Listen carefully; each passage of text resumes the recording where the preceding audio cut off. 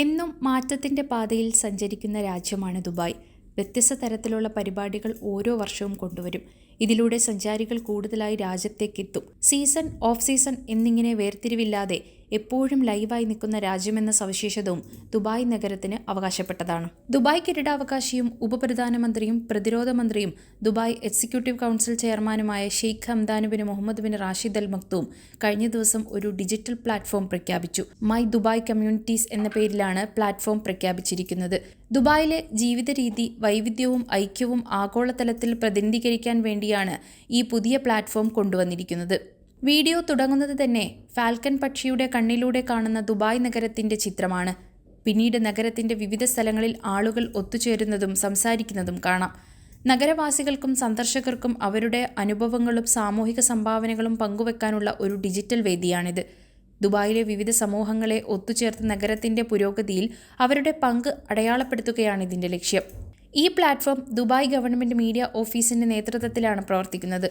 സമൂഹത്തിൻ്റെ ജീവിത രീതി, സംസ്കാരം, സാമൂഹ്യ സേവനം, പരിസ്ഥിതി സംരക്ഷണം തുടങ്ങിയ മേഖലകളിലെ വ്യക്തികളുടെ നേട്ടങ്ങൾ പോസിറ്റീവായ കഥകളായി പങ്കുവെക്കാനും ഇവയുടെ പ്രചാരണം നടത്താനും ഇതിലൂടെ കഴിയും. ഏപ്രിൽ 3 മൈ ദുബായ് കമ്മ്യൂണിറ്റീസ് എന്ന പുതിയ ഡിജിറ്റൽ പ്ലാറ്റ്ഫോം ഷെയ്ഖ് ഹംദാൻ ഉദ്ഘാടനം ചെയ്തത്. മൈ ദുബായ് എന്ന ഹാഷ്ടാഗിൻ്റെ വിപുലീകരണം എന്ന നിലയിൽ ദുബായ് തലമുറയെ പ്രചോദിപ്പിക്കാനുള്ള ശ്രമമായാണ് മൈ ദുബായ് കമ്മ്യൂണിറ്റീസ് രൂപകൽപ്പന ചെയ്തിരിക്കുന്നത്.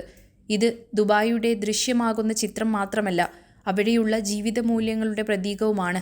2014 ആരംഭിച്ച മൈ ദുബായ് ഇനീഷ്യേറ്റീവിൻ്റെ അടുത്ത തലമായാണ് ഈ പ്ലാറ്റ്ഫോം രൂപം കൊണ്ടിരിക്കുന്നത്. ദുബായിയുടെ ജനജീവിതം, അവരുടെ അനുഭവങ്ങളും കലാസാംസ്കാരിക വൈവിധ്യവും ലോകമെമ്പാടും അറിയിക്കുകയാണ് ലക്ഷ്യം.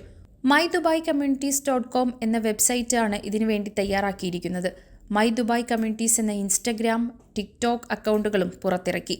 ദുബായിലെ 3.85 ബില്യൺ ജനസംഖ്യയിലുള്ള വിവിധ മത, സാംസ്കാരിക, പ്രൊഫഷണൽ പശ്ചാത്തലമുള്ളവരെ ഒരുമിച്ച് കൊണ്ടുവരികയും ഐക്യവും പങ്കാളിത്തവും വളർത്തുക എന്നതും ഇതിലൂടെ ലക്ഷ്യം വയ്ക്കുന്നുണ്ട്.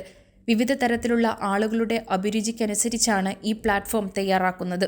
ഓരോരുത്തരുടെയും അഭിരുചി അനുസരിച്ച് കമ്മ്യൂണിറ്റികൾ ഒരു നിമിഷത്തിനുള്ളിൽ രജിസ്റ്റർ ചെയ്യാനും നിലവിലുള്ള ഗ്രൂപ്പുകളിൽ പങ്കാളികളാകാനും സാധിക്കും.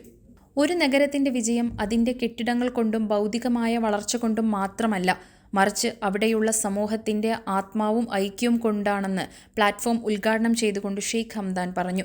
ദുബായിയെ ലോകത്തിലെ മികച്ച ജീവിത നിലവാരമുള്ള നഗരമാക്കി മാറ്റാനുള്ള ശ്രമങ്ങളുടെ ഭാഗമായാണ് ഇത്തരത്തിലൊരു പദ്ധതി ഷെയ്ഖ് ഹംദാൻ പ്രഖ്യാപിച്ചിരിക്കുന്നത്. ഈ വർഷം ഫെബ്രുവരിയിൽ ഷെയ്ഖ് ഹംദാൻ എർത്ത് ദുബായ് എന്ന സംരംഭവും പ്രഖ്യാപിച്ചിരുന്നു.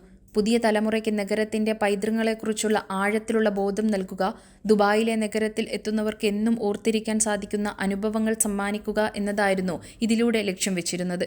വിവിധ സമൂഹങ്ങളിൽ നിന്നുള്ള ആളുകളുടെ ഓർമ്മകളും അനുഭവങ്ങളും കൂടി വിശകലനം ചെയ്ത് ഒരുമിച്ചുള്ള ചരിത്ര പുസ്തകമായി മാറ്റാനുള്ള ശ്രമമാണ് ഇതിലൂടെ ദുബായ് നടത്തുന്നത്.